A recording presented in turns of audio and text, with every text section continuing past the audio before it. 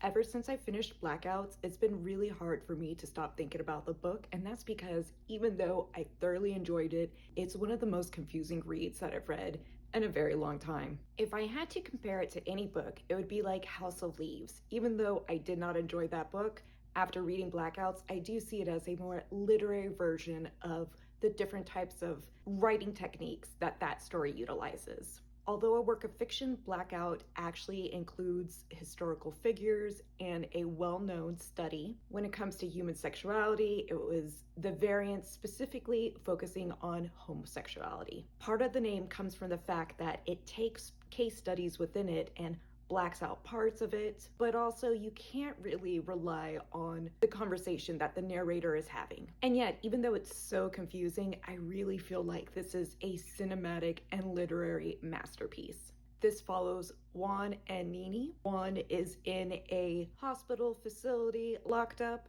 and is recalling not only his past experiences with coming to find himself and his sexuality, but others like him, and how the shifting morals in different time periods and the changing vocabulary and the changing opinions of the medical community and how it's really impacted the queer community. And although it's really hard to tell what's real, if these conversations are even happening, is it his end of life, the glimpses that you get of our character is extremely poetic, heartbreaking, and even for those who are not queer, I feel like you can maybe find yourself in some of the things that he expresses. And it's not just about queer identity. I really enjoy the fact that this is from a Latin writer. And so there's also a focus on the Puerto Rican community when it comes to embracing or maybe not understanding or maybe not knowing what to do when it comes to their own family members and friends. For those who have read Blackout, have you also been confused? I've seen in the comments that I wasn't the only one.